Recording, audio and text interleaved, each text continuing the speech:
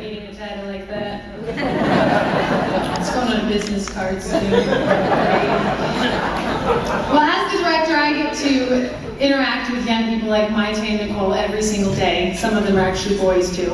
And, you know, I have found that the young people in this city are talented, they are awkward, they are quirky, they are passionate about pouring their life into a cause, and they are seeking the truth about the reality that they live in. And while our teens are smart, they're also confused.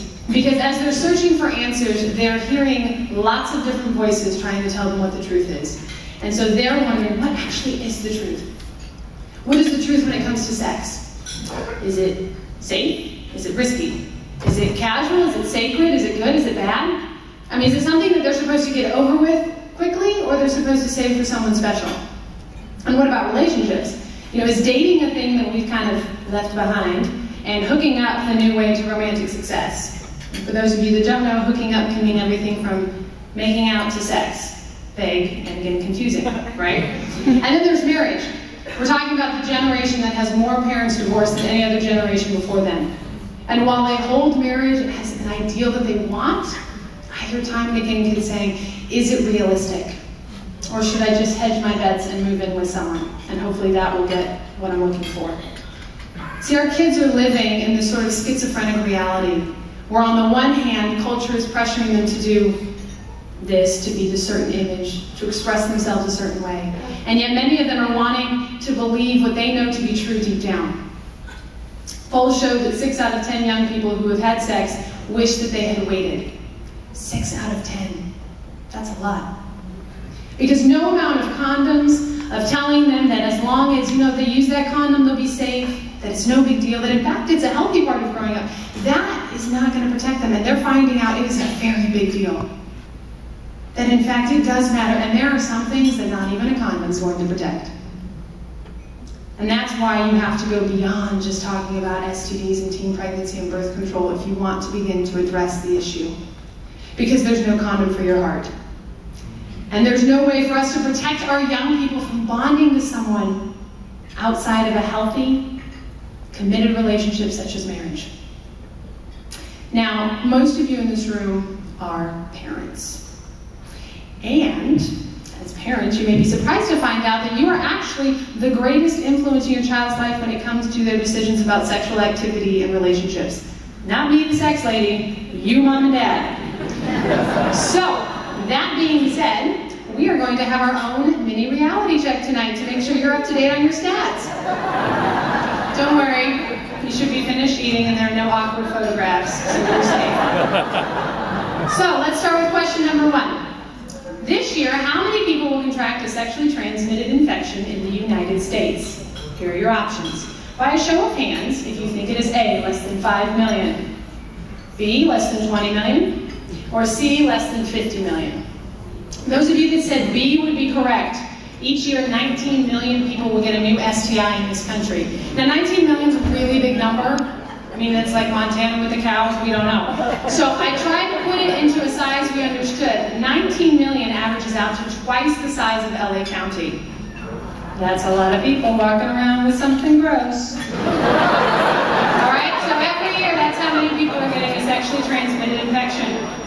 Half of them are between the ages of 15 to 24 years old. Now, how is this happening? Well, there's a lot of reasons, right? But one of them is what I like to call the mathematics of risk. This is the sexual exposure chart that we show to our teens. And on the left-hand side are the number of sexual partners that a person has had. We count a sexual partner as, brace yourself, anyone who you've had anal sex with, oral sex, vaginal sex, and genital skin-to-skin contact. For the first time, I don't have to explain any of those words. Right? Now, some of you are looking at this chart and getting distracted because you're counting up your own numbers. Please don't do that. I need you right here. Right? So let's pretend that I've had 5 different partners in any one of those 4 different contexts. And my partners had the same number of partners that I've had, 5 and 5. We have not been exposed to 5 or even 10. We have been exposed to 31 different people. 31 different people that I don't get to ask about their sexual history. 31 different people that I don't get to find out, did they get tested on a regular basis? Were they honest about their test results?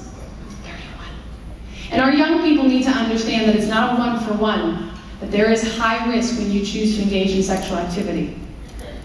But they're told that actually you don't have to worry about the risk as long as you practice safe sex. Which looks just like that. Most of them will think of a condom when they think of safe sex. So if used consistently and correctly, big if, how effective is a condom in preventing against gonorrhea, chlamydia, syphilis? Those of you that think it's option A, 98%. Good. Those of you that think it's option B, 85%? You have to answer, by the way. This is no fun otherwise. C, 50%. D, only as far as you can throw it. Great. Good parents. The correct answer is C, 50%, if it is used the correct way every single time. And the reason it is so low, as we tell our teens, is because they don't make latex boxer briefs. Which means you have a lot of exposed skin. And young people need to understand that it's not just vaginal sex that's going to get you in trouble. Genital skin-to-skin contact can do that too. So a condom, again, is not going to be enough to simply get rid of that risk. What about teen pregnancy? How many teenagers will get pregnant this year, give or take? Option A, a big number and a bigger number. An even bigger number for option B. Or option C, a really big number. Okay, 750,000. All of them girls. But don't forget about the guys, because that's how they got pregnant. And the families of the guys and the girls, right? So this is having a huge effect on our teenagers. Last question, then you're off the hook. True or false? Your brain releases chemicals during sexual activity to cause you to bond to another person. Those of you that listened, how many of you thought false? Good, you watched the movie, thank you. Yes, the correct answer is true. Your brains release a chemical called oxytocin. Gentlemen, you also release vasopressin. It's sort of like a glue. And the purpose of this chemical is to cause you to form a bond to another individual when you are engaged in meaningful and intimate touch or sex. Now, this is a good thing if you're married. Those of you married, please go home and have sex tonight.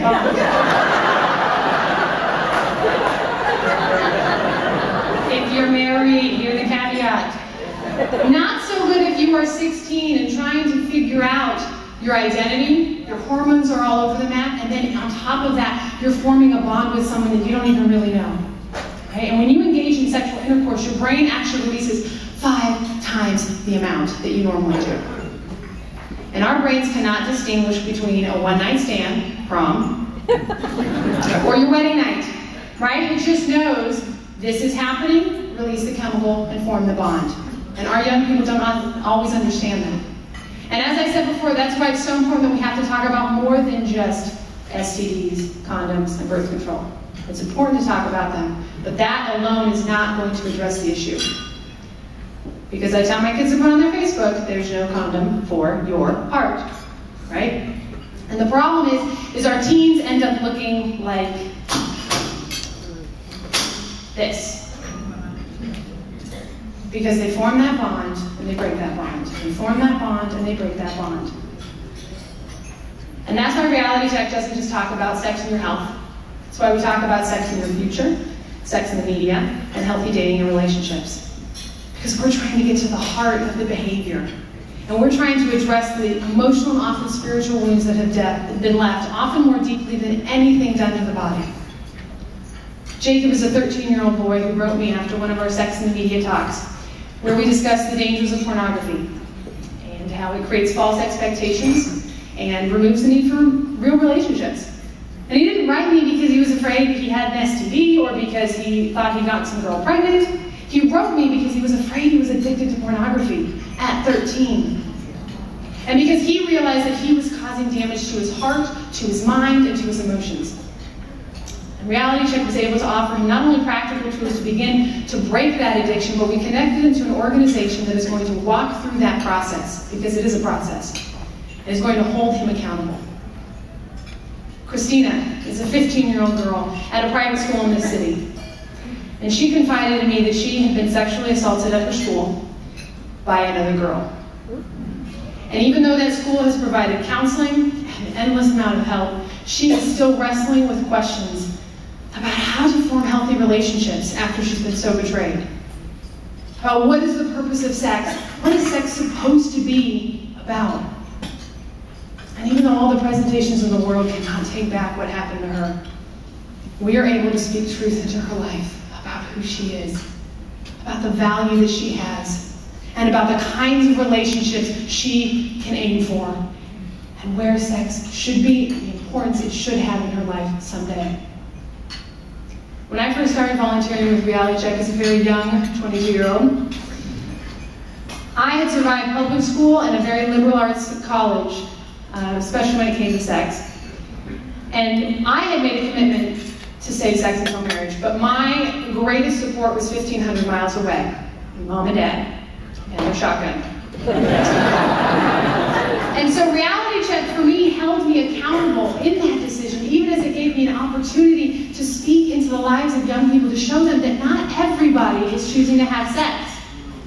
Some people make that choice, not because they're ugly and no one wants to sleep with them, but because they actually know that there are reasons why it's the best thing for you, reasons for your future, for your health, for your relationships. That's what our young people need to see. And, you know, even though I'm married now, sex is great. Right? Married now, I can enjoy it, and I'm part of this incredible staff, and it's been a few years now. I am still overwhelmed by how big this problem is, and by how often it grabs my heart.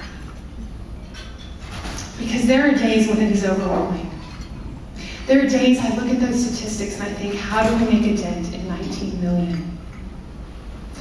Or I get emails from students like Christina. How do you fix that? How do you make a difference? Is what we're doing, does that matter? It was on one of those days that I got a call from Carrie. And Carrie is one of our Reality Check volunteers now, but on that day, she had been searching the internet and she had come across our website. She said she just burst out crying. Because when she was growing up, there was not a program or a single person speaking into her life and giving her reasons why it was worth it to wait. They told her don't have sex, and that's where they left her. And the problem is it led to years of pain for her until she finally made those hard choices to turn her life around. And some of you sitting here tonight may be thinking, well, not my teenager. I told my kid, don't have sex or I'll kill you. But what about their friends? And what about the teens and the young men and women they will date? And what about the person they will marry? Who's speaking the truth into their life? And Carrie is now part of our team, and she shares her story of second chances with young people all across this city. And collectively, our team of volunteers has reached 6,500 students this year alone.